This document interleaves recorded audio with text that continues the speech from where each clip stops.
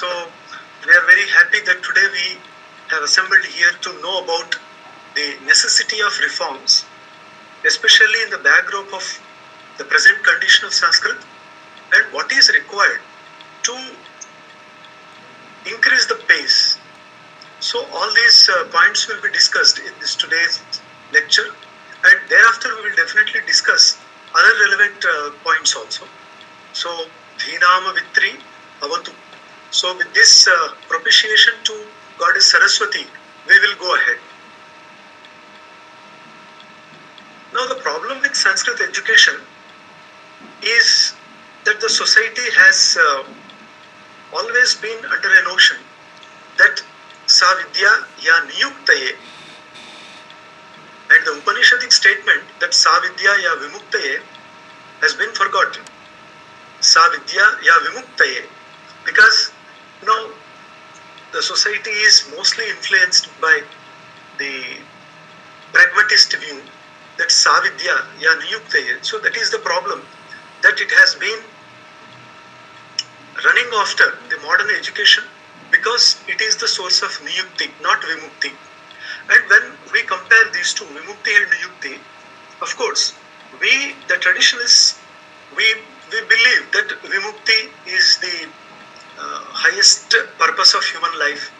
Niyukti is only temporary, ephemeral purpose, but we should all strive for Vimukti, we say. But all the other generally give importance to the Niyukti because it is the basic security in the life that you can dedicate yourself to the study of other things also if you are really settled somewhere. So that particular security is very important. But when I observe in India, I had been to the Netherlands, Belgium, Canada and other countries also, and I have observed the kind of education they are imparting and the kind of education we are imparting, but we are expecting our next generations to take. That big difference is, in all the other countries, mostly the education is in their mother language, mother tongue, and they don't have any false prejudices or you can say illusions, because in most of the countries they are very clear that this particular education should be imparted to the child at this stage and later the education may take a turn. But in India, because under the unnecessary tag as cosmopolitan or you can say secularist country, etc., the importance of Sanskrit has been relegated to a very secondary level, and it is not new. From the time of Raja Ram Mohan Rai, I remember from the time of Raja Ram Mohan Rai, the education, especially the toll in Kolkata, West Bengal, that Sanskrit education has been looked down, because when Raja Ram Mohan was asked to give his opinion on the kind of education that the state requires, so he very clearly had written to the British government that at this present time the Bengal people don't require that kind of education. So instead, in all the schools you better start English education so that they can see the developing country, etc. That was his remark, and the British government was very happy to receive that observation, and it was implemented also. See, there are several reasons why Sanskrit has been neglected. The problem I have shown here is people have failed in understanding the true purpose of education. Of course, Vivekananda Swami, Aravinda Ghosh and others also have reiterated the importance of Vidya, because that very word Vidya carries the essential characteristics of Vidya, education. Because Vida Dhatu, so it is Vida, Jnane, Vidulu Sattayam, Vidulu Labhe. So it is in different conjugations, the same word. It gives different senses, slightly different senses. So it is to learn, it is to be, it is to acquire something. So that is the basic sense of Vidya.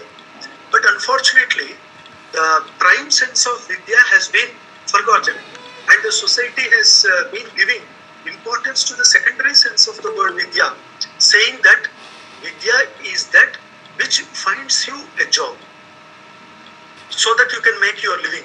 So that kind of sense has become very important nowadays. Sa Vidyaya Niyukte, unfortunately. And if we really understand what Vidya stands for, so the word Vidya is actually for the sake of Vimukti. But people think that unless we are settled, we cannot go for this Vimukti, etc. So Niyukti is important. And in this particular background, when Sanskrit education is evaluated, we find that Sanskrit has the potentiality to give you on one side Niyukti, on the other side Vimukti also. Recently, when Manjul Bhargav was interviewed, in an interview he had very explicitly stated that he had studied the Aryabhatta, Bhaskaracharya, Varahamihira, etc. with his grandfather when he was in Rajasthan. But later he studied in America.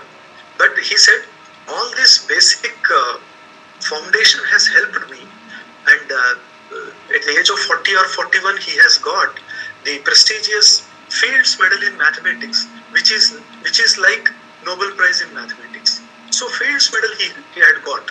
Of course, there is another Indian also who has got recently.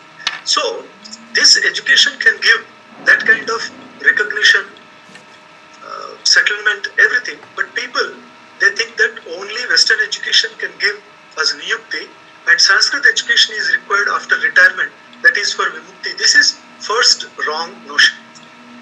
And when people very often question what is the necessity of Sanskrit, I find that this simple Sanskrit has various dimensions. On one side you have the scientific literature.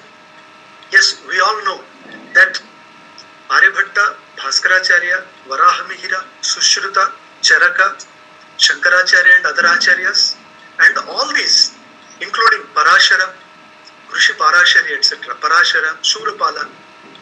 So all these stalwarts in their fields had preferred Sanskrit language. The Sanskritam they had preferred. Why? Why not any other language? Had Shankaracharya thought of resorting to his own mother tongue, he would have written all the commentaries in Malayalam. Had Vallabhacharya preferred, he would have written all the Bhashya in either Telugu or Hindi. Had Ramanujacharya preferred, he would have written all the Bhashya in Tamil. Had Ananda Tirtha preferred, he would have written everything in Kannada. But actually all these great acharyas preferred Sanskrit because it is Daivi Bhasha. Because it has that potentiality.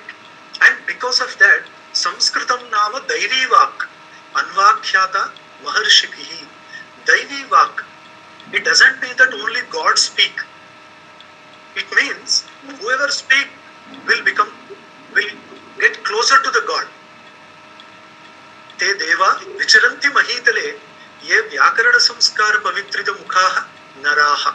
This is often stated in Sanskrit that the people who can speak in chaste Sanskrit are close to the Deva. That means they attain the Godhood. So that kind of a divine language Sanskrit is. So all the scientific literature is there. Now we take unnecessarily, unfortunately also, the name of Newton for differential calculus and other important discoveries. But you see, the same differential calculus we find in the text of Bhaskaracharya. We find even indeterminate equations in the works of Bhaskaracharya, and along with that Shripati and other great astronomical writers. So we have the scientific literature. Not only that, we have Bharadwaja Vaimanika Shastra also. But the only problem is we have been just eulogizing, we have been glorifying these texts and their writers, and unfortunately we are not taking very seriously all this scientific literature. Very few people like CSR Prabhu in Hyderabad and Rani Ramakrishna, now a sannyasi, and some other persons in other places of India, they had taken very seriously and they have produced very valuable literature in Sanskrit scientific dimension also. So we have that luckily. And on the other side, we have very rich spiritual literature in Sanskrit. Spiritual in the sense, the Atma is actually under the influence of avidya, he is a jiva, etc. That is Vedanta. But if any person wants to elevate himself to the higher level, the suprasentient level, then Sanskrit will help him. So that's why even Aravinda Ghosh, who had studied Greek, Latin, French, English and other languages in England, when he had come to India, in Gujarat when he was working as an accountant, he had studied Sanskrit, first Uttarramacharitam and other texts, later Ramayana Mahabharata, and he was so immensely influenced by the grandeur of Sanskrit language that he kept studying that language. And out of that only he could produce the Savitri and other, the Savitri epic poem and other, but he has very clearly stated in his works that Sanskrit is very rich, that it will transform a person into a very different person. So that happens. That's why Valmiki, who was a thief in the forest, had resorted to Sanskrit and had produced the great epic Ramayana. And there is another necessity that the modern generation should understand, inevitably understand, that the Sanskrit is the soul of India. That means, when I retrospect, I find that without Sanskrit, can we imagine the very existence of India? We cannot. Because whatever is India, whatever was India, is because of Sanskrit. Because the very first breathing of the Supreme God is Sanskrit. Tasya vai nishvasitam vedaha. So the Veda has emanated like the breathing of the Lord, the God. And right from the Veda till the recent works, we find everything, all the classical and Vedic, everything is written in Sanskrit, and Sanskrit is found as the perfect vessel or the container to carry everything. That's why the director of American Institute of Sanskrit, Vyas Houston, has somewhere stated that in the last millennium, India has contributed two things to the world. One, the Sanskrit language, Sanskritam. On the other side, it has contributed yoga. And you see, these great life-giving principles like yoga, Ayurveda, these are found in Sanskrit language. And Sanskritam is therefore the soul of India. Not only that, all these, the bygone era, bygone kingdoms, the great rulers, the great administrators, the great teachers, the great scientists, the great artists, the great souls of this India. So all their lives are recorded in Sanskrit language only. So initially, Lord Buddha also studied Sanskrit. Mahavira also knew Sanskrit. So that's why we understand that if the history of India is to be written, so it should be through Sanskrit. Therefore, the young generation should understand the importance of Sanskrit. And I understand the necessity that without proper settlement in life, nobody can go for hobbies, etc. But if you really love your nation, then you should love Sanskrit also. Because Sanskrit is not against any other language, caste, creed or culture. That is that kind of egalitarian philosophy you find around Sanskrit. And another thing is the sacred legacy. The sacred legacy that if a person boasts of such a great, rich legacy, then he should know Sanskrit. Without knowing Sanskrit, whatever you will be just prattling about Sanskrit will be just a valueless, insipid word. So that's why the young generation must be properly taught first the importance of Sanskrit, then Sanskrit. And in this process, we have unfortunately made this Sanskrit as a temple, a very pious, sacred, very pavitra. But we have forgotten that this is the laboratory where all experiments take place. Now, between these two, there is a lot to put across. Because on one side we have laboratory, on the other side we have temple. If a place is reduced to the place of worship alone, then people will not bother about its importance. They say, I offer my prayer, it's enough. It's like an old man in the house.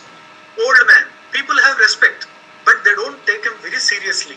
Similarly, if you give importance to Sanskrit as a temple, then you may revere that. You give all your reverence, but you will not take it seriously. But luckily in the last many centuries, Sanskrit was not looked upon as only a temple, but it was looked upon as a laboratory. Because through Sanskrit, Panini has produced the great Ashtadhyayi. Through Sanskrit, Kautilya has produced the great work called Arthashastra. So therefore, this is the laboratory where every great stalwart had tried his acumen. This is the store of science, because in Sanskrit we have all sciences, technology, medicine, mathematics, law, economics, public administration, political science, spiritual sciences, everything. So that's why we should not forget that merely running after the modern science and technology and modern culture, we are forgetting our own roots. That should not take place there. And now when we come to the present Sanskrit school education, because the present lecture revolves around this topic. Now, the fact is that about 5 crore students study Sanskrit at school level today. Out of 130 crore, 5 crore, about 5 crore students are studying Sanskrit, school level. But how many come to college, how many come to university, that's a different statistics. And in many states, Sanskrit is being taught from first standard to 12th standard. So, school and college education, it is there as one of the optional languages. And Kerala state offers Sanskrit as language from first standard, and through the Vidya Bharati, Akhil Bharatiya Shikshan Samsthan. So it is offered at various levels, and about 14,000 schools are affiliated to that, and they all teach Sanskrit from second standard. So the problem is not that Sanskrit is not introduced, but the perspective should change. That means looking at Sanskrit should change, that it is not language of a religion, language of a few people, few community, but it is language of the nation. So if that perspection, you can say that particular vision changes, then automatically the Sanskrit education will also find all glory in the nation. Uttarakhand offers from third standard, and most of the state secondary education boards, they offer Sanskrit as part of the 3-language formula from 6th standard to 10th standard.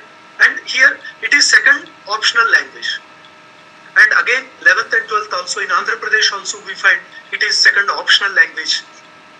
In many other states also, it is still there. But unfortunately, many of the teachers at school level, high school level or college level, they themselves don't know Sanskrit properly.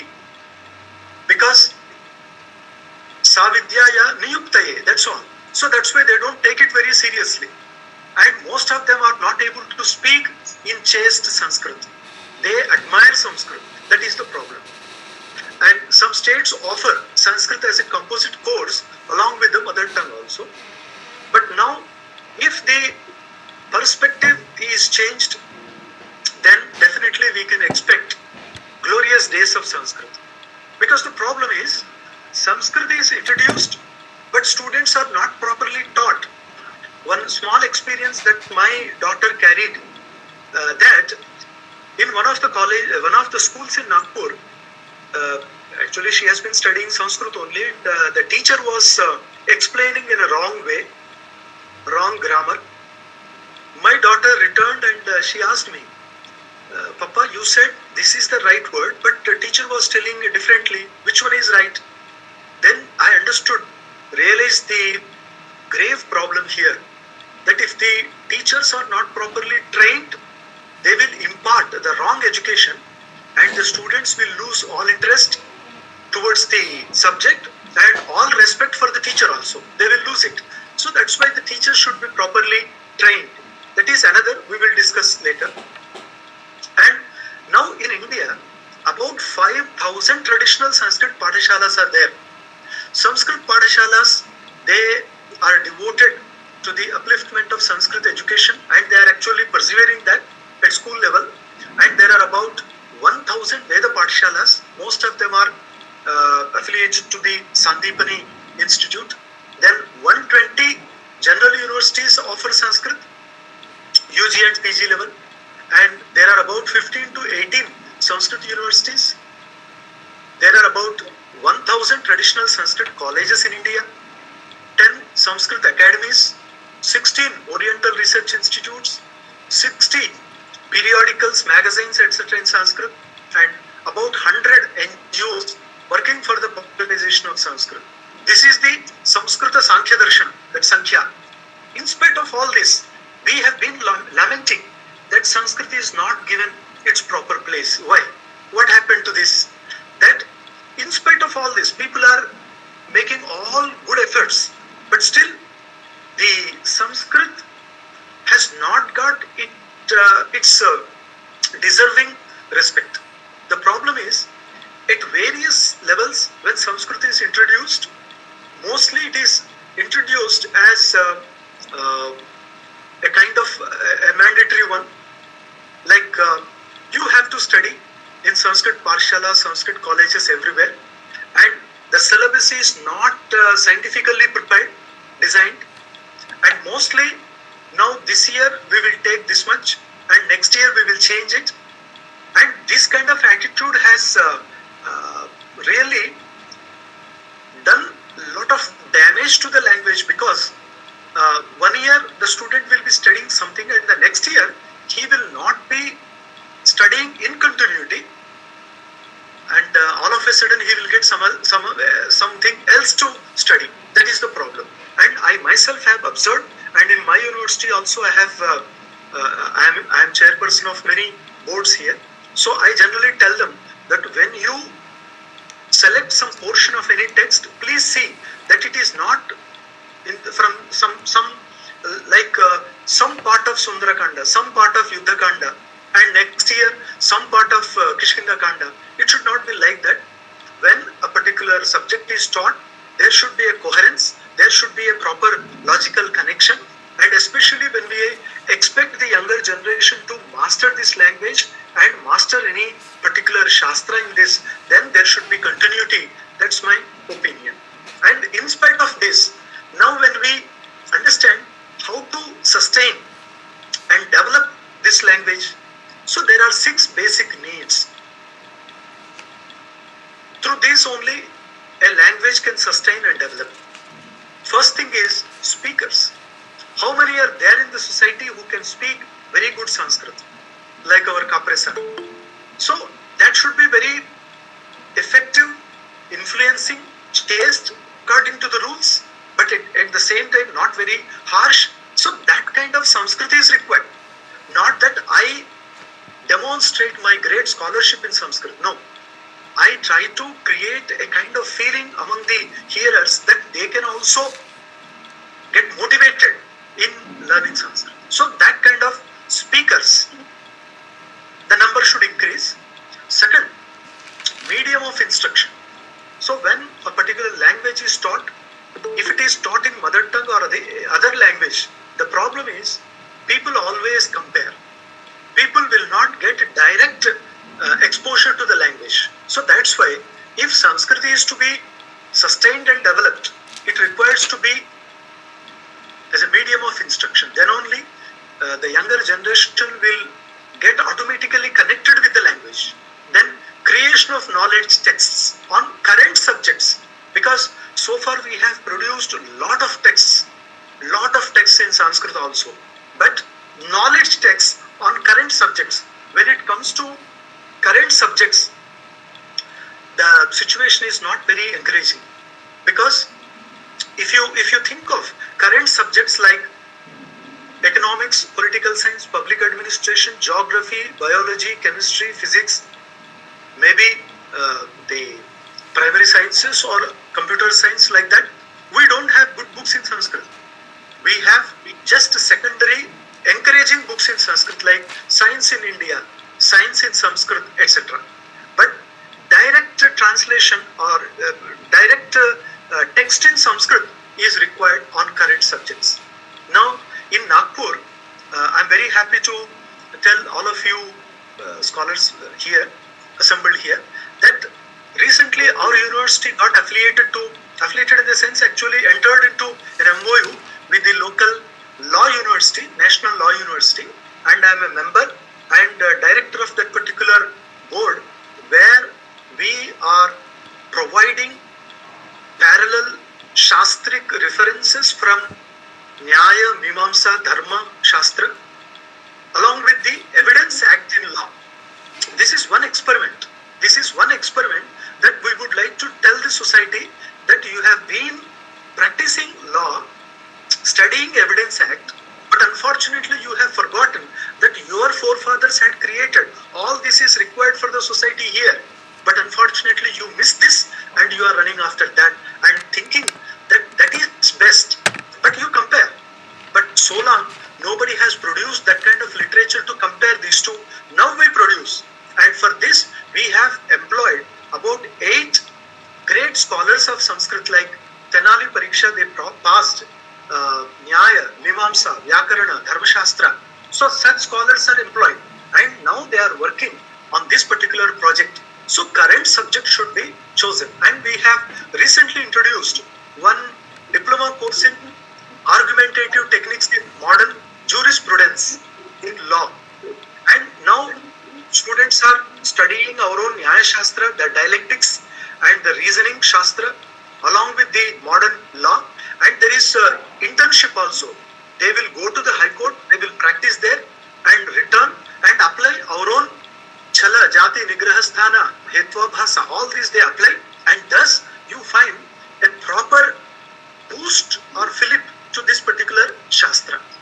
Then another important aspect is word generation. See, if regularly new words are generated, then the language becomes very interesting. And of course, Sanskrit has that potentiality, and all the regional languages have derived the word potency from this only. Word generation is main aspect of this. From one khu dhatu, you can derive hundreds, thousands of words and adaptation of technology. In this we have succeeded. That recently on website also you can find it, that so many websites are there who make available so many rare books in Sanskrit. So we have adopted technology and we are producing YouTube lectures also and MOOC courses, Swayam courses on UGC. So now we are using this technology to make this sacred knowledge available to next generation. And the young generation is also ready with this technology, and many people are adept in using this kind of technology. That on YouTube also you find youngsters speaking in Sanskrit, doing Vakyartha, Shastrartha. So this is very encouraging. But we have not yet proved how Sanskrit is useful to computers. We have used computer science so far, and all the efforts that have been made to see whether Sanskrit is useful for computers using Boolean algebra, using the logic gates, all that, they are, the efforts are going on, but they themselves confess that the results are not that encouraging. And especially when Rick Briggs, the NASA scientist, had praised Sanskrit language around way back in 1983, that without studying Sanskrit, especially Navyanya and Vyakarana, studying other Shastra and doing anything in artificial intelligence will be looking for a wheel that is a millennium-year-old, he said. That means long back only our ancestors had produced everything and we are just repeating that. So please study that, how they have created that kind of literature like Nagesha Bhatta and other, and how that can be useful in present context, you do that. And the last of that is patronage. Of course, government institutes, government itself, if it supports, so naturally the society will have a different outlook. Now, recently the Maharashtra government has announced that in Maharashtra they will have 3 more sub-centers of our university. So naturally, this gives an encouragement to the modern generation that they will definitely take up Sanskrit learning, and there will be placement also. So thus Sanskrit language will spread. And in this process, किं कर्तव्यम्? अस्माभिः संस्कृत अभिमानिभिः अस्मिन् विषये किं कर्तव्यम् इत्युक्ते प्रथमं संस्कृतं through संस्कृतम्. Unfortunately, I have to translate. Sanskrit भाषया संस्कृत पठनं, संस्कृत बोधनं, संस्कृत शिक्षणम् इति प्रथमं भवतु. तेन श्रवण संस्कारो भवति. यदि बालकाः पौनःपुन्येन वारं वारं संस्कृतं शृणुयुः, तत् श्रवण संस्कारजनित फलं किमपि ते अवश्यमेव प्राप्नुयुः. अतः संस्कृतं संस्कृत भाषया, this should be the motto, this should be the main objective with which we should approach the younger generation, and making Sanskrit learning the objective that the Sanskrit Commission has also recently emphasized, that you make Sanskrit learning a memorable and cherished experience. But unfortunately, unless the teachers are motivated in that, unless the teachers are properly trained in this direction, they cannot make Sanskrit learning a very memorable and cherished one. Because the teacher is very important. He actually plays a pivotal role in creating that kind of samskara. And the teacher should be aware of the current trends and developments in Sanskrit, and he should bring them into Sanskrit. That is there. That means he should himself be aware of these trends and developments, and he should bring them into Sanskrit. And that's why the entire curriculum needs to be revised. This kind of reform is expected now. But in all this process, if we resort to a kind of very tough Sanskrit with long compounds and long sandhi, etc., then people will definitely run away. Because now many of the children have the wrong impression that Sanskrit means Greek and Latin. They say, oh, whatever I speak wrongly, that is Sanskrit. They say that. I heard somebody speaking.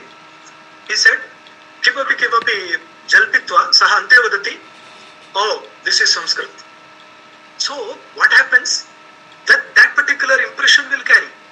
Now, when we make Sanskrit simple and popular, like Panchatantram, like Hitopadesha, like Amar Chitrakatha, like Kindle books, so then Sanskrit will become simple and popular. So there are 2 aspects. One is making Sanskrit simple and popular, and other popularizing Sanskrit Shastra also. So in the initial stages, it should be taught as a language, very simple to learn. Then gradually the student should be introduced to the Shastric language. Then of course he will get to know the profundity of this particular language. And in this we understand that Sanskrit is not difficult for Indians, because most of the regional languages carry 60 to 70% of Sanskrit words direct from Sanskrit. Only 20% will be either Tatsama or Tadbhava. So thus we can say that about 80%, 90% will be Sanskrit words. And that's why people should not worry that it is totally Greek and Latin to them. Madhyamik Shiksha Abhiyan, Sarva Shiksha Abhiyan. So through these also we can make Sanskrit popular. In this process, we may request CBSE, ICSE, NIOS, KVS, Kendriya Vidya and NV. So all these agencies may be asked to strictly implement 3 language formula till the last year of secondary education, and 2 languages at higher secondary level. This is one of the recommendations made by the Sanskrit Commission. National Sanskrit Commission. Now, these are all agencies, but unfortunately, till recent times, these agencies were controlled by wrong leaders, and that's why they were keeping away Sanskrit for a long time. But now days have changed, and bygone are the days when people looked upon Sanskrit as a language of a particular community. Now people have realized that Sanskrit is the breath of this nation. So they have realized it, and now in all these CBSE etc. reforms have been taking place, and we have good books being created. The CBSE books, NCRT books. So new books are created in Sanskrit through Sanskrit, and Sanskrit Research Foundation, Sanskrit Promotion India. So these are all working for promotion of this great language. And in this process, we should understand that one is curriculum revision and importance to language skills. That means how much a student can speak. Then communication and more and more writing in Sanskrit, not translation, because translation dampens the spirit of Sanskrit learning. So that's why the translation method should be kept aside. Model Sanskrit medium schools should be now established in every state, or the successful schools, some of the schools should be identified in every region as model Sanskrit school, and proper financial support should be provided to that particular school, maybe initially for 20-30 students, no problem.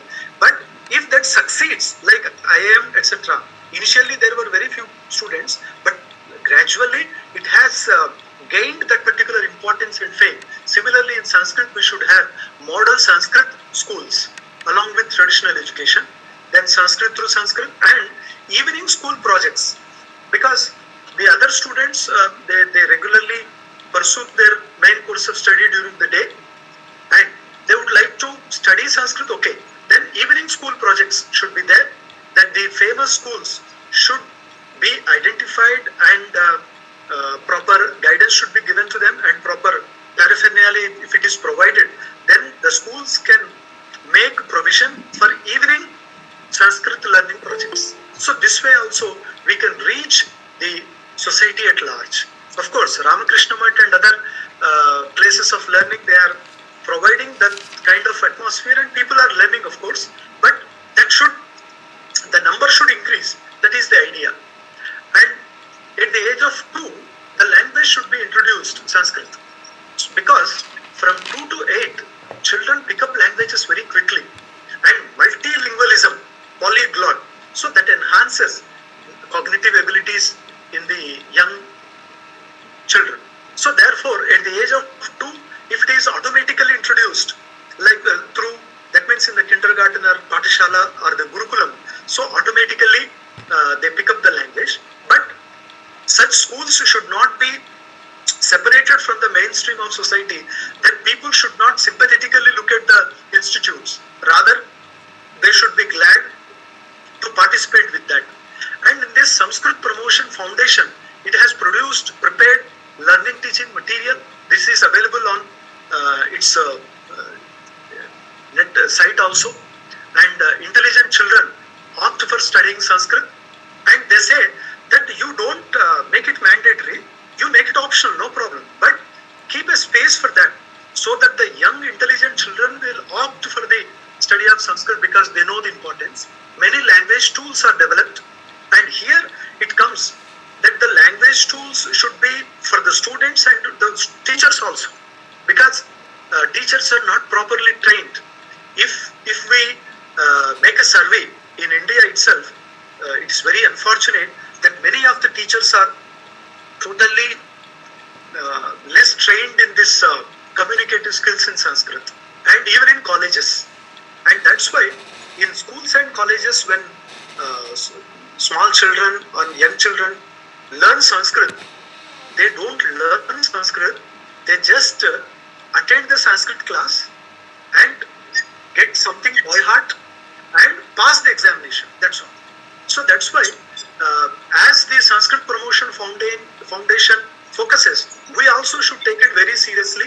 Listening to Sanskrit, speaking Sanskrit, reading Sanskrit and writing Sanskrit should be the motto. And in this process, first, Vidyalayanam Samsthapakaha Preraniyaha. This is in two ways. One is you establish a model Sanskrit school, or in your school you provide an atmosphere of Sanskrit so that you will definitely, that means in an indirect manner, you will promote the Sanskrit language. So, Vidyalayanam Samsthapakaha Preraniyaha. But for that we should have a proper agenda that we can have a good write-up on the importance of Sanskrit and the need of spreading Sanskrit in the society. Then naturally some of these will definitely respond to that. Recently, in some of the channels, TV channels also, Sanskrit speaking, Sanskrit learning, Sanskrit discussions were encouraged. But I learned from somebody that the speaker was paying for that. That means it wasn't paid, but the opposite way, that the speaker had to pay to the channel that please, I would like to speak for half an hour, this much I will definitely pay, but make it popular. So, I don't know, but the school correspondents and the big educationists in the society may respond differently for this, but if we approach with proper agenda, so they may respond positively. Second, Mata Pitroho Amodaha. Why? First thing is, generally any parents will be interested in the all-round development of the child, and second, his future. If both are properly assured, then naturally the parents will have no objection in that. And for that, we should have a proper write-up. And there should be examples in the society that the parents will look at them and ask the young children to follow the footsteps of those great leaders. Then Shikshakanam Prashikshan. I told you that the teachers are not properly trained. Very few are there, very good teachers, but otherwise the number is not that encouraging. So therefore, frequently the teachers should be properly trained, and they very often they complain, the teachers complain that we don't have that kind of atmosphere to express our feelings or share our ideas or communicate in Sanskrit language. That's why we are gradually forgetting Sanskrit language. But for that, we should have frequent Shibiram, Sambhashana Shibiram, etc. Or in Maharashtra, we have trained so many batches that we have conducted Sanskrit teachers training course, and the government has sponsored. We have convinced the Maharashtra government, and it's very dynamic, that they got convinced and they have allotted some portion in the budget, and we could every year we could train the students so that wherever they went, the students were also impressed and influenced by them, and we got good output from that. Then Pathya Pustakanam Nirmanam. So Pathya Pustakanam Nirmanam, when we come to that, see, I told you that NCRT, CBSE, Sanskrit Promotion India, so all these, they are producing very good textbooks in Sanskrit. Even Aksharam, that is Bangalore, they are producing very good books. And recently this Sanskrit Research Foundation, it has also produced good books like Bhagavad Gita, Yoga Sutra, Ayurveda. So very simple Sanskrit. And now I don't think we should restart that venture. But Pathya Pustakanam Nirmanam, suppose an institute or NGO wants to produce its own textbooks, no problem. You constitute a committee and take the best available resources in that, and you ask them to get the textbooks prepared in perfect manner so that it will reach the community. Then Ganitam Vijnanam Cha Katham Pataniyam. Here I remember the example that in Pune, one Kulkarni, he started teaching Aryabhatta in Sanskrit, and many people attended that. And in Nagpur also, one Varat Pandey who worked with Bertrand Russell in England. So when he came back here, he also started teaching the Navya Nyaya with Boolean algebra and the logic gates, etc. Now, maths and science, they are not that tough because so many lessons are available on YouTube also. But now, what about Sanskrit? They are all available in other languages. But we underestimate when it comes to Sanskrit. We think that being a Sanskrit person, I should teach whatever science is there in Sanskrit, whatever maths is there in Sanskrit, but I don't think of producing the modern mathematics, modern science in Sanskrit. That is the problem. So there, two things are there. One is Sanskrit as language medium, Sanskrit as the subject. Now, I may teach him Bhaskaracharya, I may teach him Kautilya, everything in Sanskrit only. But when I teach his own subject through Sanskrit, then I think the impact will be more. The students will be more attracted because they know the subject. They want to listen to Sanskrit out of curiosity, and that way also we can popularize Sanskrit learning, I feel. Pustakani katham prapnuyama. So it is very simple.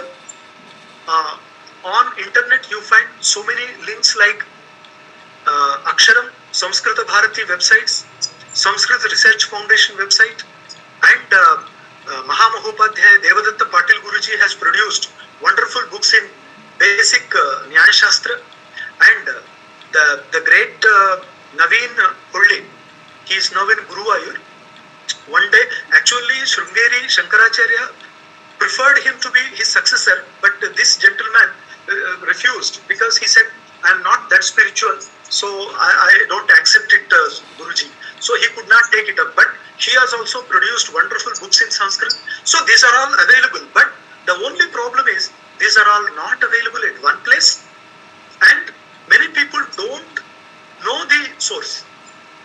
Recently, our university, I am the editor of 110 books. We have published 110 books, and many are in Sanskrit. And anybody can visit our website also. Thus, each university, like our National Sanskrit University, Tirupati, it has also produced wonderful books in Sanskrit. So therefore, the thing is now very clear that the literature is being published, the literature is being available in print form and electronic form also, and many rare books are available on our archives and e-pustakalay.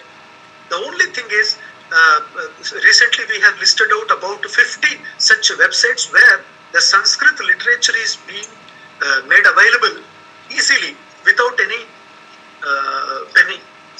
Without spending any penny, we can get all the great books. So that is there. So pustakani vayam praptum shaknumaha. So this way, I would like to put across that basically it is not the problem with Sanskrit, not the problem with society, not the problem with government also. But I think the Sanskrit teachers should have that conscience that we, being the Sanskrit teachers, should possess the right knowledge, the authentic knowledge of Sanskrit, and I should be able to speak in Sanskrit. Otherwise, see, if an English teacher does not speak in English, how ridiculous it will be. Similarly, being a Sanskrit teacher, if I am unable to speak Sanskrit, okay, forget about chaste Sanskrit, but at least Sanskrit, then people will ridicule me, people will frown at me. So that should be the feeling. And all the Sanskrit teachers should not keep themselves away from the popular activities like the one you have taken here. So everybody should be associated with such activities, and in proper direction, if we put all our efforts, I believe we definitely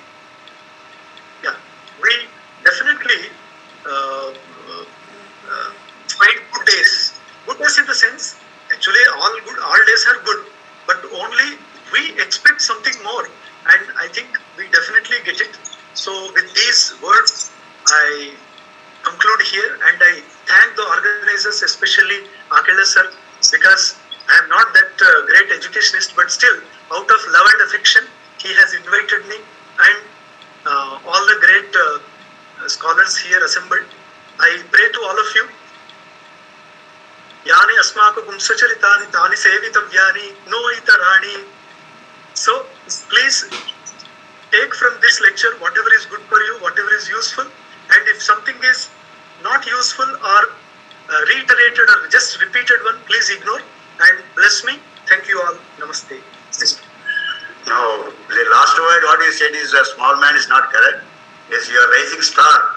So you should have a lot of life, and you should be backbone for the future Sanskrit. Yeah, your So that's blessings, what sir. I'm thankful to you. yeah, definitely. So that's what I expect. And what I told is first I just want to give two comments on this. One is that Niyukti and Viyukti. So Bhagavad Gita also says the same thing only. Karma Yogam is so important, but what is the ultimate goal? Go to Jnana Yogam only. So Karma Yogam, through Jnana Yogam, to Jnana Yogam. That's what Bhagavan has preached throughout the 18 Achyayas. So everybody should, the whole education system should be culminated into the ultimate goal of the man, human life. In that way, if the Niyukta is educated, the person's capacity, the person's value and person's the nature, the growth, the life will be good. The citizen, he will be a good citizen of the country. So that will be main important thing. Other things what I told like just now, there is a lot of future for the young Sanskrit pandits like Penna and other people. They should come forward and take the mentor into their hand and lead the Sanskrit language to a full-fledged system of education in the country. That's what I request. With that view, what I request him is to join our group of this VSS Grand Grandma Gurukula group. So you also please join us and guide us how to take this work into a more larger perspective. And I request you to join that group of us and guide us in the way it is to be done. So I hope TPS and Chanchal will agree with this. We four can become another group. That's what I feel. So now I request anybody else who would like to have some questions or no, I will extend because the topic is so important. Many people are waiting also to talk. It seems so. I am extending the period from 2 hours to 2.5 hours.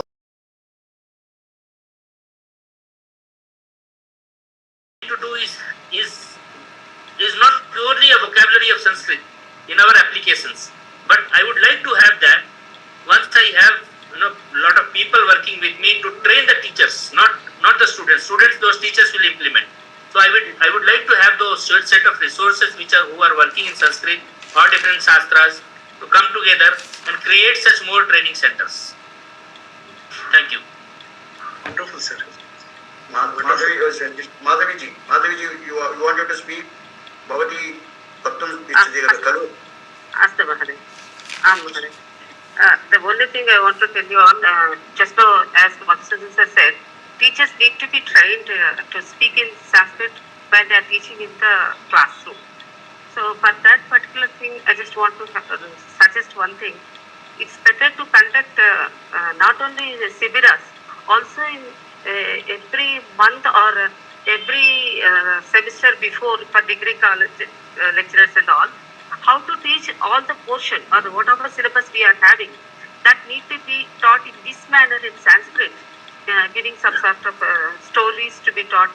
That like that of training should be given to the teachers or lecturers, I think. As we are now and then seeing in the colleges, people are just giving 1 or 2 months to complete the portion for the classes, whatever degree or intermediate, whatever it is. Only before 2 months of the semester, they appoint lecturers. That situation should be changed. That's what I want to take care of that of the colleges and all. Only for 2 months, Sanskrit pass marks or 90% will be given because English, they are answering in the English. The exam also, half part will be answered in English. So that such things need to be changed, I suppose. That's what just I want to suggest you people, all are great scholars here. Just I want to suggest, Yeah. That's all. Thank you. So that adding to our point that what I request Madhusudan is there any program of creating short-term courses for reorienting the existing teachers into the field of the Sanskrit way of thinking and Sanskrit way of coaching? Any type of courses are being started by university or is going to be started? Is it not good to start the type of short-term courses for the teachers in summer course or something like that, so that they get oriented towards our Sanskrit way of educational teaching? Yes, sir. We have recently established a Gurukulam itself. That is Param Pujya Goldwalkarji Gurukulam, one part of the university. And our governor has recently started that curriculum in which the students will be staying with the teachers, and the teachers who are very well trained in their Shastra will impart that knowledge directly to them. And we have designed small courses like the one the Devadatta Patil Guruji has prepared, a small short-term course, so that what is basic Sanskrit Shastri terminology and how to get used to that, and gradually communicating in that particular language. So this way, small courses are designed, sir. So that is anybody can attend that courses? Yes. I'll share the details with you, sir. Yeah, that should be publicized so that the teachers also will come and learn that, and they get imparted this knowledge of Sanskrit way of teaching, Sanskrit way of thinking and other things. Yeah, even in this National Sanskrit University, Tirupati, every year regularly they will be conducting Shastra courses. But the only condition is some previous knowledge is expected there, some Sanskrit knowledge. So, because it is Shastra. Now, instead of that, even any teacher can come and join there and get this way of the thinking of Sanskrit thinking, Sanskrit way of teaching, the type of it goes like that. Because if you ask the people to get Sanskrit knowledge first and then join, you don't get anybody. The problem is, sir, without Sanskrit background, if they come to the Shastra, they will definitely understand and appreciate that. But in future, they will not be able to properly communicate. Okay. So for that only, that's what I'm telling, sir. That is the reason why it's better to conduct a course like, training period like 15 days before starting of semester, or in between a semester, in each every area, not only Tirupati area, or not like that. In each and every area, if you take a center and conduct, that will be a bit helpful, I suppose, I think. That's a good suggestion, ma'am. But again, sir, I request that if you select a group of maybe 10, 5, 10, 12, 20, whatever may be the number, but if you select and online, if you ask the teacher to teach them the Shastric method of understanding, analyzing and imparting the Shastra, that will be useful, sir. You can get good teachers. Balaji, you want to speak? Balaji, please. Guru. So, again, excellent presentation. I had a couple of thoughts on this. I'm hoping that women will not be excluded from the Vedic University. Because you teach a woman, you're teaching the entire family. She ends up teaching her children. Her husband ends up learning from her. Currently, we've still got this patriarchal system to such a large extent that women are not able to get into the Vedas at all. So I am hoping that the Vedic University, and I'm aware that the central government has authorized establishing a Vedic University, and I'm hoping that women will not be excluded from this. It's almost 50% of the population is gone there if we exclude them. That's number one. Number two, Mahodaya, the way you've designed your classes and what you explained was, I think, brilliant.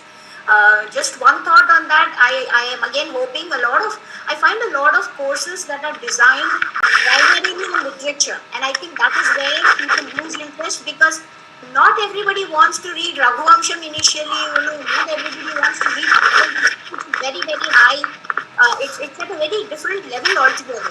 So in order to get that basic interest into Sanskrit, the fun aspect of Sanskrit, like the Katapayadi, Sankhya, how our rishis actually came out with this kind of stuff, what is the significance of the Arundhati Nakshatra. You have some of those on videos as well. But I'm saying at a level where kids are interested and are curious and want to learn, some of this stuff I think needs to be taught. And I completely agree with Sishla madam, who just said that 2 months before, and I have my own nephew who's taken Sanskrit and it's 2 months before. So he tells me, no, I don't need to know it. It's just 2 months before. And I'm trying to tell him, no, you need to know the language. He says, no, I don't need to. So it's a big challenge that way.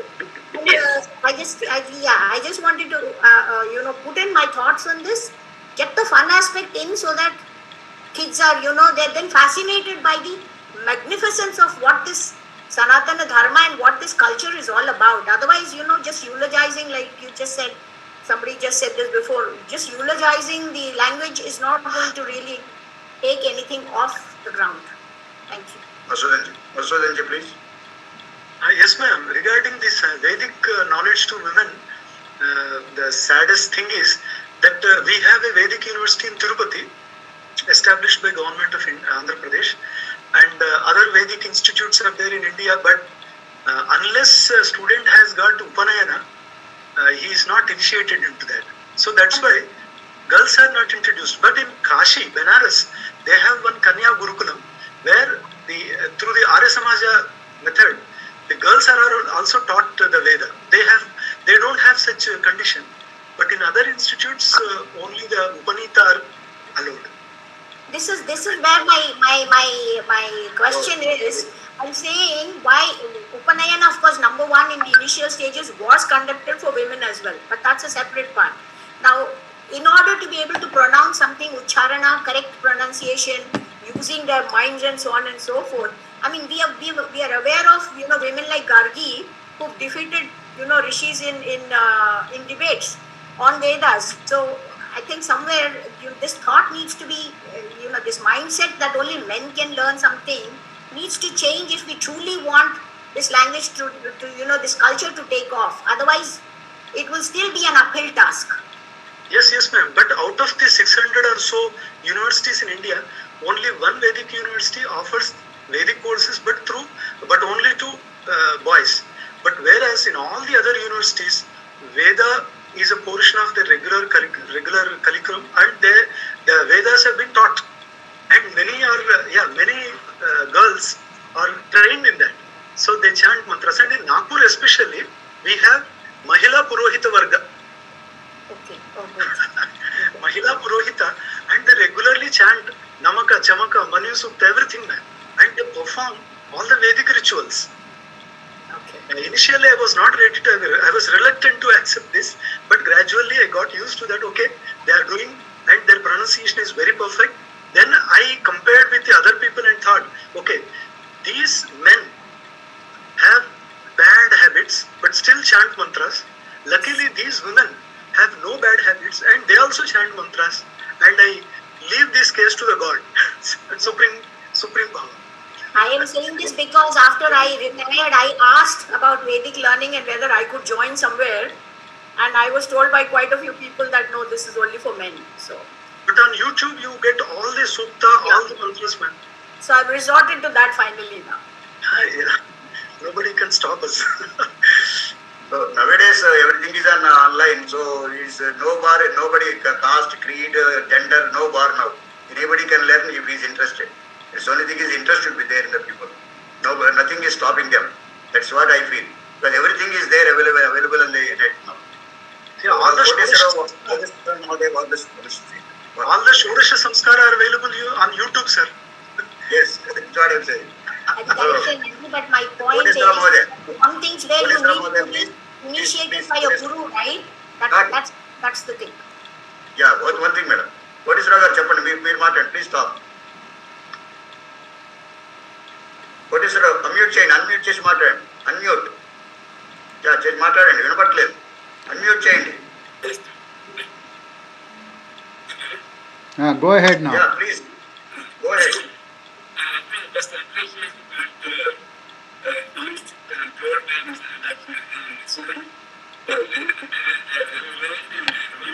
Mic ఎదుర్కొన్నా మాట్లాడండి. Mic ఎదుర్కొన్నారండి.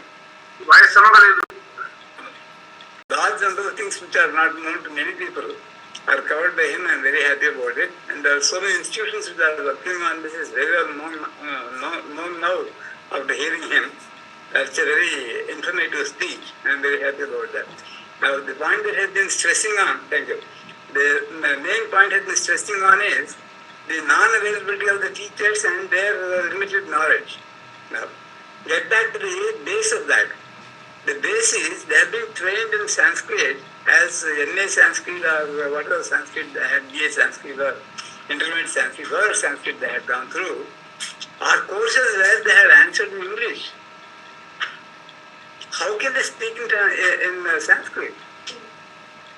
what facilities they have to speak in Sanskrit? Do they know something of Sanskrit? I had my classmates over there who had studied a BA Sanskrit. They came and told me that, sir, at least you are learning Telugu. You don't know Telugu or even Sanskrit because we are answering in English. How can these guys go and teach in Sanskrit? So the basic problem is that we have allowed Sanskrit as a marks earning program. And this marks earning program is really needed, I agree, otherwise even that will not be there. Nobody will even touch that. Like our people take French in intermediate. What value is French except of marks? But here, if they can say that yes, you can answer him, but we teach you in Sanskrit only. See, if they start teaching in Sanskrit, they will also follow it. What is wrong? What's wrong in that? After all, today, Sanskrit is being taught at the lower levels like 8th standard, 7th standard itself. So there is no problem about that. The point is that the teachers who have come from their MSc or NA or whatever language they have learned, they have learned the language only in English. So kindly see that in the universities, you insist that they can't write in English, they must write in Sanskrit first. Second, I had seen some question papers that came up, and the question papers say Kalidasa, A, B, C, D. So he puts here, there, here, whatever he wants to put, and he becomes a MA. So, unfortunately, our testing mechanism has become so bad that you don't know what you are testing. You only know how he can recognize A or B or C, nothing else. Whether it is entrance exam, The main anomaly in education system regarding about MA or junior college Sanskrit is all for the namesake. That's what Madhusudan also mentioned about it. That has to be corrected. But who will correct it? How to correct it? That is Madhusudan has to answer. Right. The right way to correct it is talk to the vice chancellors, have confidence of them, and ensure that this goes on in the proper way. See, it cannot go at the lower level. It should go at the top level. Once the vice chancellor says, it will go through. If anybody else says, nobody will listen to it. So it should be a board, it should be a proper person who is entitled to say that, and that should come through them. Otherwise, even in the intermediate, why are they teaching only the last 2 months of time? It's because only they have got to learn the Ram Shabda or Krishna Shabda, something else. Nothing more is required. I also have the same question. I also have the same question. What is any program for this? How to rectify this anomaly that is going on now in the country about junior college Sanskrit and MA Sanskrit, writing in all languages. Just how to rectify that? Any thought is there with you or with universities or vice chancellors? Any thought is there on that issue? You must have this as a... Yeah, please go ahead. You go ahead. Yeah. Let him answer, sir. You answer. Let him answer, sir. Okay. Sir, UGC has a framework, and recently during the Vice Chancellor's meeting also, they have actually realized this problem and have asked all the Vice Chancellors to react on that. And out of the 18 Sanskrit universities in India, in most of the universities now forcibly they have implemented the Sanskrit through Sanskrit 1. So first thing is that unless it is very essential, the Sanskrit medium should not be abandoned. And when the dean recommends that a particular thesis requires to be presented in another language, then only special permission will be sought, otherwise Sanskrit. Second thing, in all the affiliated colleges also, all the Sanskrit subjects will be taught in Sanskrit medium. Only the other, like the public administration, etc., may be taught in other. And we have the hospitality studies, BA civil services, we have other subjects also. And we don't insist on Sanskrit medium, but in all the other Sanskrit courses like BA, MA, PhD, etc., we ask the students to present their views in Sanskrit, and that also descriptive. Because as sir suggested, sir, he has shared his experience that Kalidasa, A, B, C, D, whatever it is, the objective type questions. Very unfortunately, that will be objective knowledge. Not the students will not get direct exposure to the grandeur of the language. That is the problem. So that's why. And recently, the UGC, it has removed the descriptive pattern and it has reintroduced the objective type in the NET examination, National Eligibility Test. That is the problem. But correspondence is being made with the UGC also. Whenever the chairman changes, some new reforms take place. That is the problem.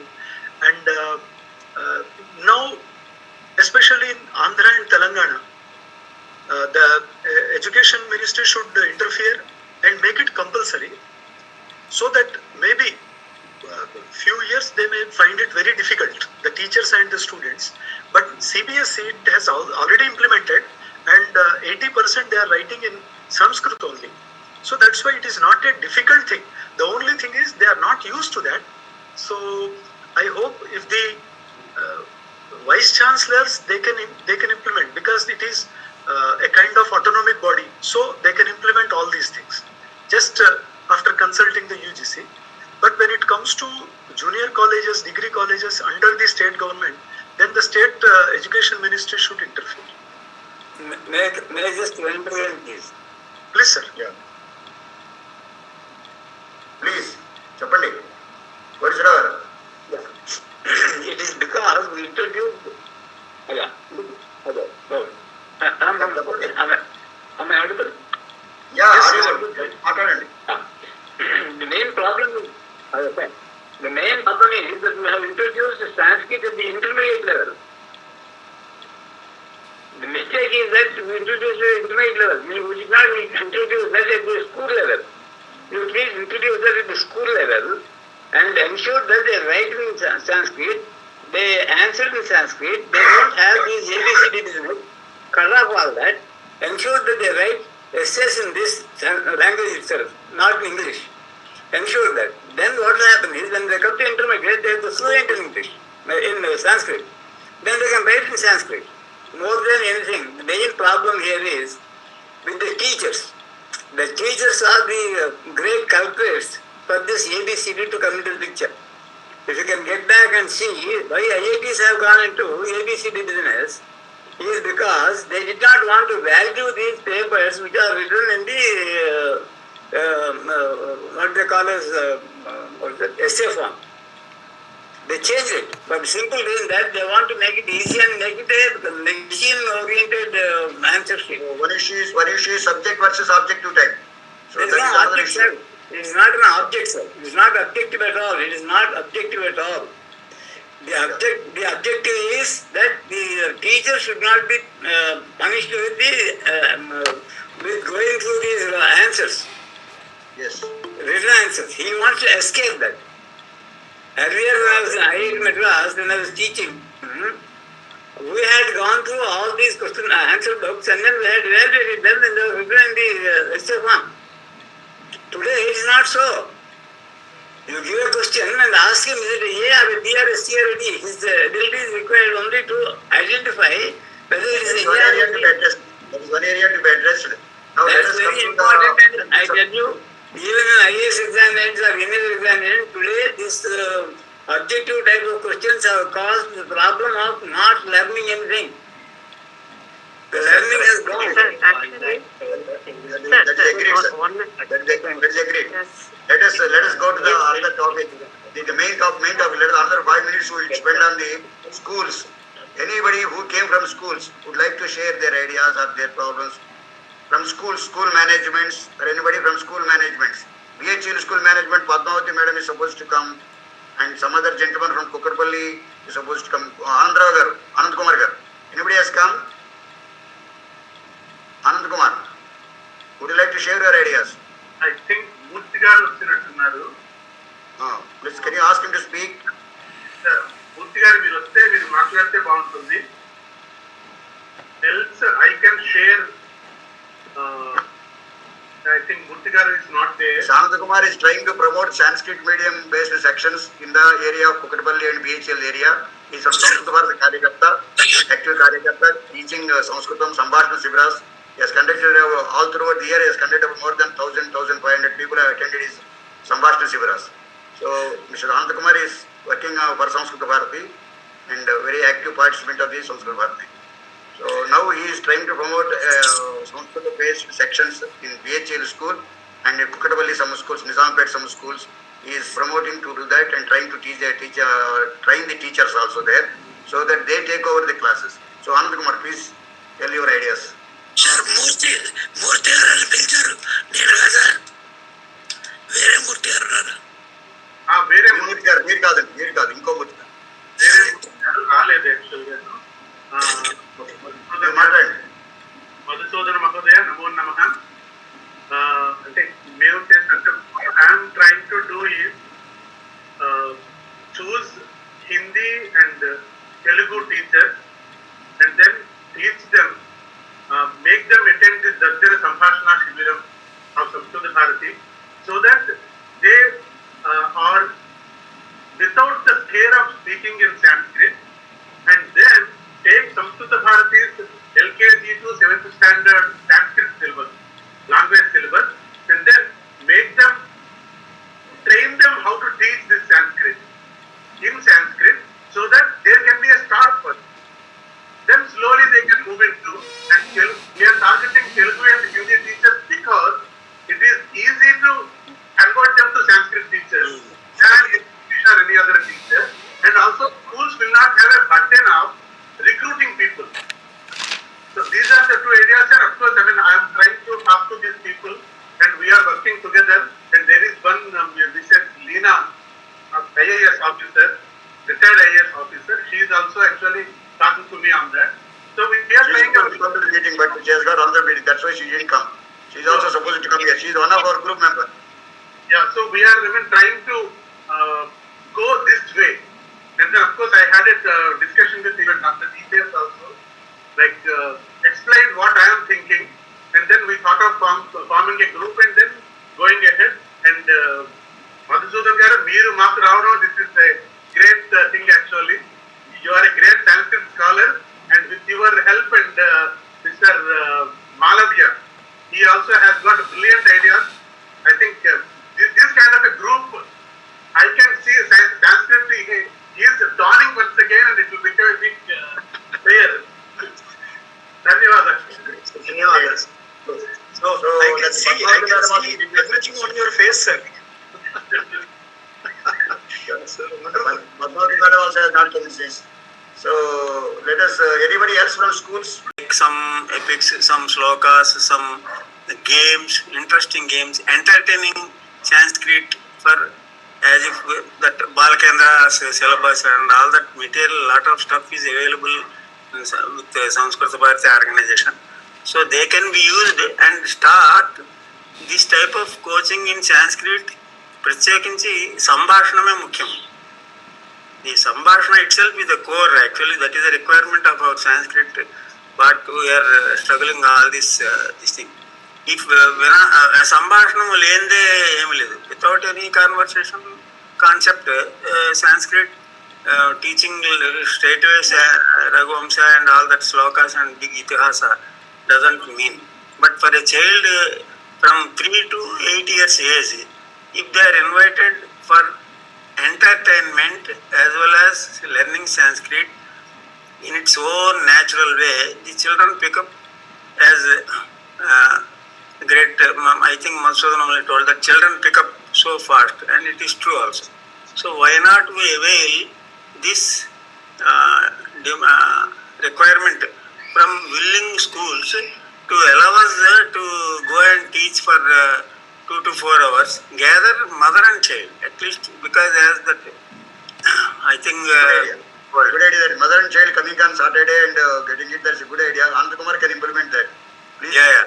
So then what happens, as this group of this generation grows from 3rd year age to 8th year age, by the time we settle in establishing Paఠశాlas and a big curriculum standardized, this generation of 5 years grow, and when they enter into intermediate, they will be able to speak. the Sambhashana will become very easy. Without that, there is no use. So, today's parents are not willing to go for Sanskrit because their children have to go for only IAS, only IIT, only IPS, only nothing less than that. So, for that, scoring of marks only Sanskrit is used in intermediate level. So, Yes, sir. avoid all these lacunas. Any other point, sir? We have start with Next point. Any other next point? You already understood that point. Next point. this is what I want to convey, and maybe we are doing our best with the guidance of Sri Anand Kumar and his missus. Dhanyawad. Nice, nice. Dhanyawad, Madhusudan sir. Dhanyawad. Dr. Vijay, Dr. Kalal Vijay, would you like to speak? Dr. Vijay. Just a minute. Namaskara to all. I just take 2 minutes. I think I heard. Yeah, we are already crossing the time. Please. No, I'll request. I'll reserve my some comments for the later thing because I don't want to eat into your time. No problem. Welcome. No problem, sir. And Welcome. Go ahead. also, there's a lot of echo. I'm not able to receive. Are you also finding the same difficulty in audibility? No, audibility is there. We are hearing you very well. Please go ahead. Your point. Okay. First of all, I want to compliment Dr. Madhusudan Penna. I feel highly honored and privileged. He's a D-list, and we don't have very many D-lists. We'll have thousands of PhDs, but D-list for me, I think, is the ultimate. So, my hearty compliments to him. Thank you so much, sir. Thank you. Yeah. I think it was brilliant, whatever I think. Now, I'm not an educationist, so I'll not say anything on education, especially the conventional and formal education, because that is run by the government, by institutions and all. I will talk about cultural education. Now, cultural education is the one which provides an ecosystem for Sanskrit growth, because Sanskrit is not just a language like Telugu, Marathi, Hindi or something. Those languages are only a medium of expression. If I want to say something in Marathi to my children, I speak Marathi. Beyond that, the language doesn't provide much, some literature and all this thing. But Sanskrit is like some gentleman said, it's the whole package. Through Sanskrit, one who is a jnani, he'll never tell a lie. First of all, we need to have all our politicians learning Sanskrit. The day the politicians learn Sanskrit, this country will be totally different.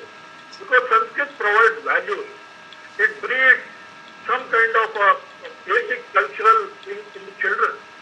So what I feel is this, whatever is being done at college and at these institutions, please let that happen. Let that simultaneously go on.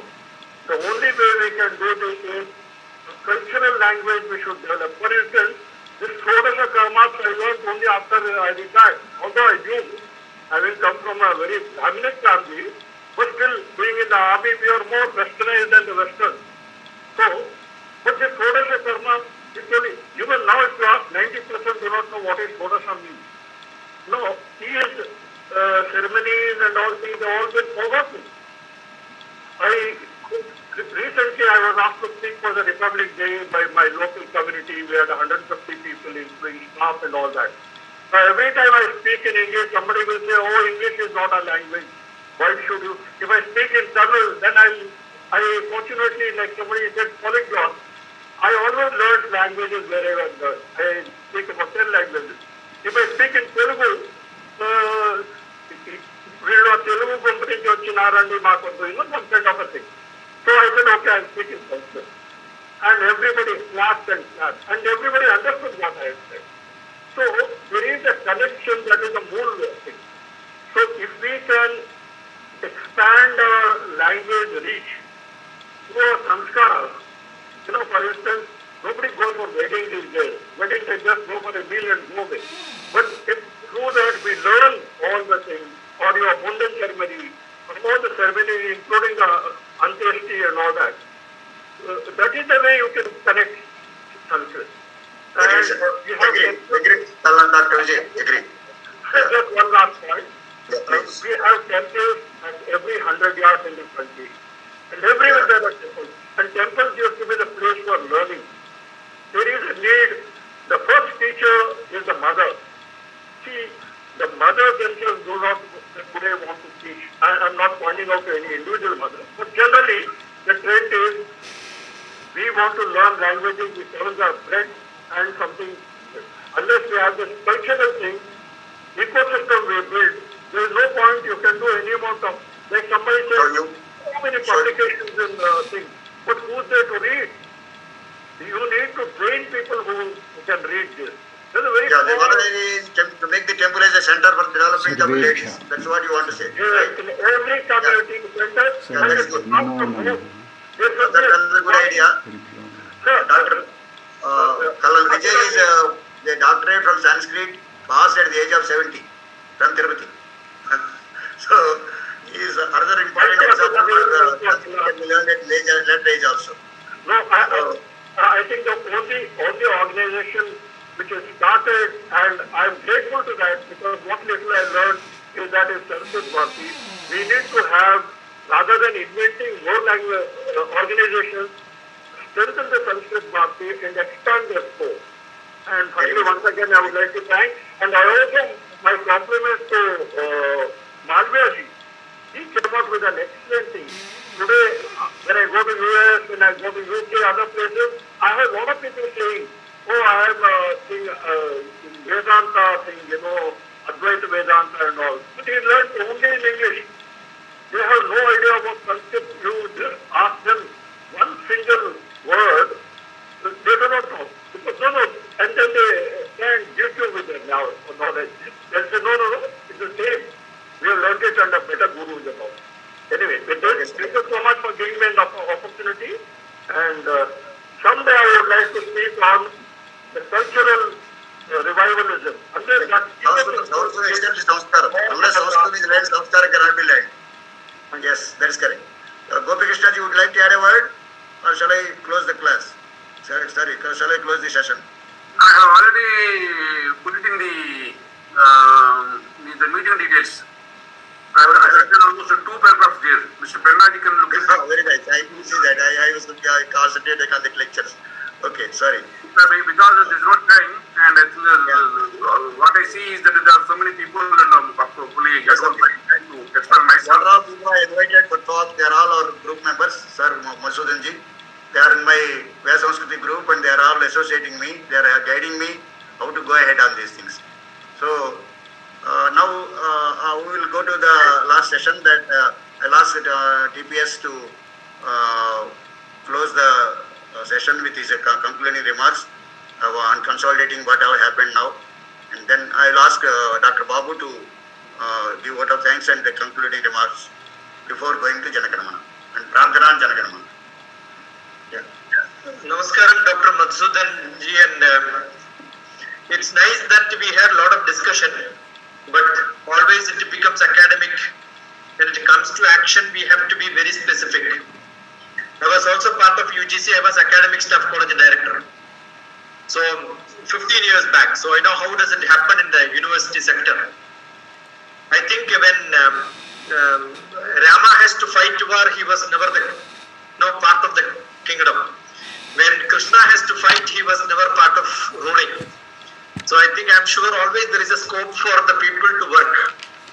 And as you said, it's only 5 out of 160 who are at least learning Sanskrit for Udara Nimittam to get marks and then get the Avidya which is practiced, which Sanskrit was supposed to be for Savidya. I think everybody had same concern. So what we are planning to do is to educate. One of the consensus was to educate the children along with their parents, and also make these children to learn the competitive exams and all that in our center, so that youth also will come part of it. So we are going to attack 3 generations: the generation to come, and the present student generation, and the early parents who may be below 40. I think if that can be done successfully as a model for few schools, which we are planning to start some few divisions in some schools with some influence. If that can work, I'm sure we will become an early bird in the NEP. That's what we plan to do. That will become some flag for somebody to follow. Otherwise, as any policy in the government, once the government changes or it goes into the hands of academicians, it will get diluted. I keep saying government schools are only for teachers and administrators. Private schools are for parents, but we don't have schools for children. So we want to start something which is really cater the development in the all fivefold: physical, emotional, intellectual, social, and spiritual.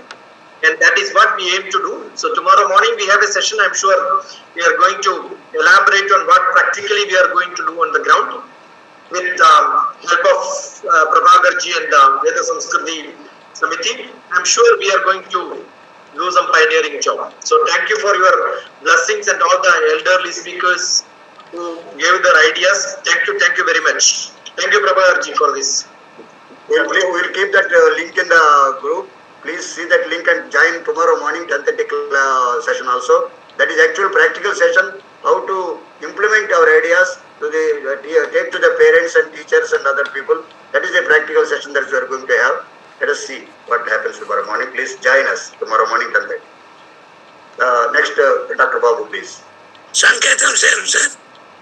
On the same. Sanketam Preshayami. Samayam sir, Samayam kada. Sartha Dashavadane. Ravivasare Sartha Dashavadane. Sartha. Dashavadane. Sartha Dashavadane. Astu sir. Please, Dr. Bob. Namo Namaha. Thank you for the opportunity. It is my privilege to summarize and say a vote of thanks to all the organizers and the attendees. To start with, we have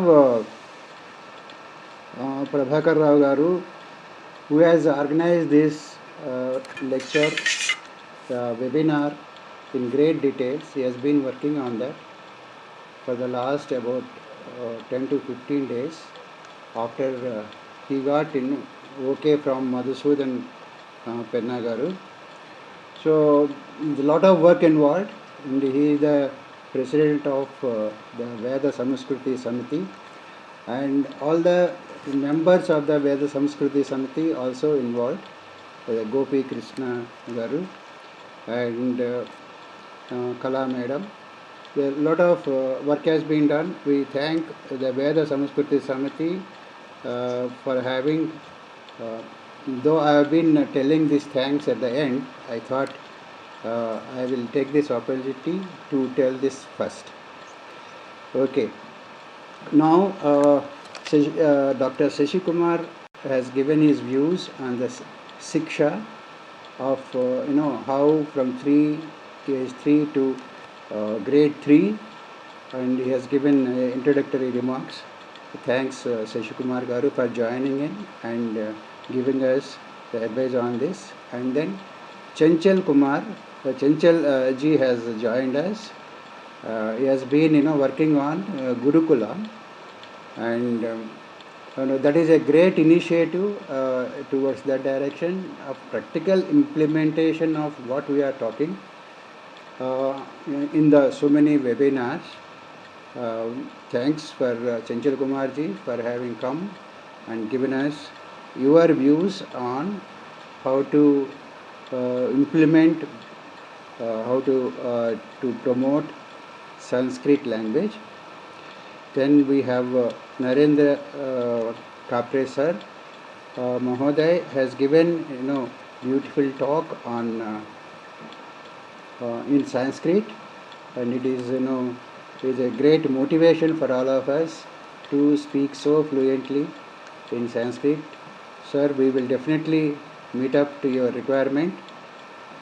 Then actually the people who are working in government universities and a Sanskrit university in Nagpur, they are really busy and to spare time for a webinar is not that easy. So Madhusudan ji has agreed to come spare some time for us, and the way he has gone through his presentation is very methodical and then very very informative. In fact, he has the topic as says reforms for the benefit, how to get the reforms, not just the Sanskrit as a language. As the topic goes, he has suggested many reforms. I would want to again summarize all of them. Dr. Shashi Kumar ji has already summarized it, but some of them, which are strikingly are there is that teachers is a problem. So they are not, teaching in Sanskrit. They are not fluent in Sanskrit. So first we have to target the teachers, and of course, then other two stakeholders, of course, what I see should have been addressed are the students and the parents. So probably they are the other two stakeholders. They are also important for for this type of cultural change. Then the purpose of learning Sanskrit, it is very well explained by him. It is getting closer to God, elevate himself. So why we should learn Sanskrit is to elevate himself so that you are very closer to the God. That sort of motivation should be there, which he has amply explained it. This is requirement for existence of India. This is the soul of India. There are so many anecdotes he came with, which if spread among the students and the parents and the management of schools, they definitely have a lot of motivation to go ahead on this. And the statistics he has given, it is an eye opener for the most of us here on this platform. There are 10 universities. Of course, I did not know, most of you may be knowing it. There are 10 Sanskrit universities and then 1,000 colleges who are affiliated to these universities. So there is a lot of work is going on already in our country. Only thing is that consolidation and then getting the gains of it. There, that's what the topic of today of Madhusudan ji.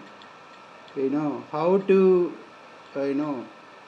get the actual result of the Sanskrit education. Are we doing it? So what to do? So he has given some ideas like Sanskrit, through Sanskrit, memorable, cherished, current trends, and then development should be in Sanskrit and make it simple and popular. So this is, and also he has given about 6 needs: speakers, medium of instruction, textbooks in Sanskrit, and then adaptation of technology and patronage. The financial support of model schools in Sanskrit is a requirement. So the government, of course, I think they are starting around 1,000 schools in Sanskrit medium. So probably that will, when it comes through, that will help us. Madhavi Sisla madam, she has suggested training, sessions for teachers to talk in Sanskrit, and then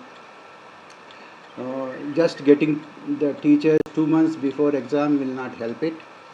And Kala madam has has a point, very good point, that is women to be included in Veda training. So it is also amply answered by Madhusudan ji that except for one university, all universities are open for that. So now we also have to take this advantage and go ahead and Venkat Koteswar Rao Garu has given this multiple choice questioning is not is not correct. It should be a written type. And Anand Kumarji has given a brief on schools teaching the teachers and then Sibiras which is organizing. And Panduranga Sastri Garu has given an idea like mother and child it should be brought to the invited to the school on every Saturday or so and then make them have a sort of fun and also speak the Sanskrit language. Colonel Vijay, he has brought out a very important aspect of the whole Sanskrit education. That is a cultural education. The culture is what is culture. So what you do every day becomes your habit. Okay, the habit of so many people is a group becomes our culture. So therefore, if you speak Sanskrit every day in day-to-day life, that becomes our habit and also it becomes our culture. And all other things like, the switch to a 100 watt bulb, if you switch on that, then the bulb comes up. In the same way,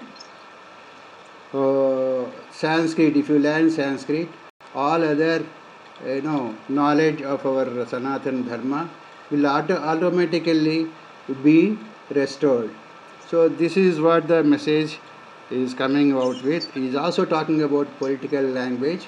The political language means the Rajas of olden days is to encourage Sanskrit, so that that has become a language of the nation during those days.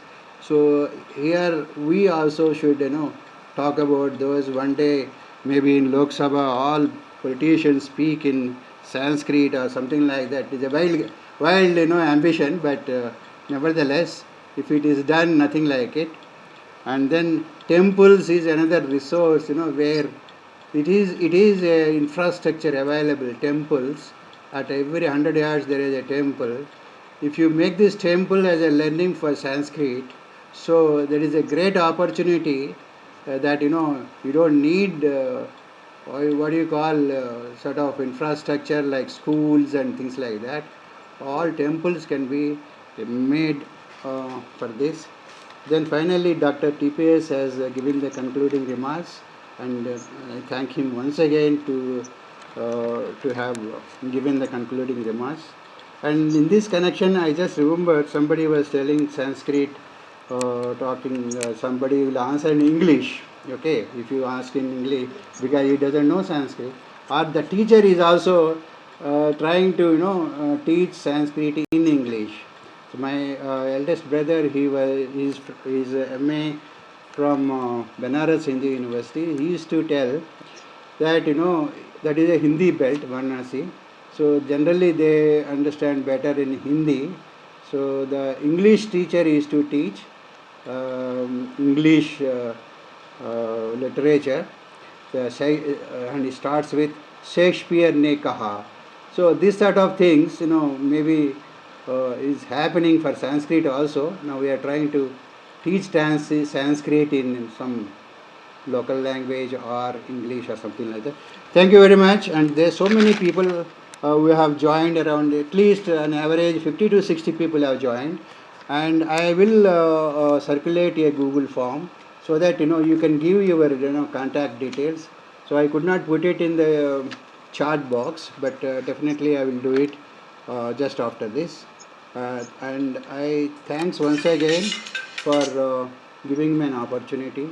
Thank you very much. Now you can take over. Yes, very good. Thank you very much. Thank you, Babu. Yeah. See, the thing is now, it is a very interesting session now. Let us close it with Prarthana. Sahana Vavatu, Sahanau Bhunaktu, Sahaviryan Karavavahai, Tejasvinavadhi Tamastu Ma Vidvishavahai, Om Shanti Shanti Shanti, Sarve Bhavantu Sukhinaha, Sarve Santu Niramaya, Sarve Bhadrani Pasyantu, Ma Kaschit Bhave. Hari నేను రెడీగా ఉంటాను, అయిపోతుంది అప్పటికి. సత్యం వద ధర్మం చర survey జనా సుఖినో భవంతు. గురు బ్రహ్మ గురుర్విష్ణు గురుర్దేవో మహేశ్వర గురు సాక్షాత్ పరం బ్రహ్మ తస్మై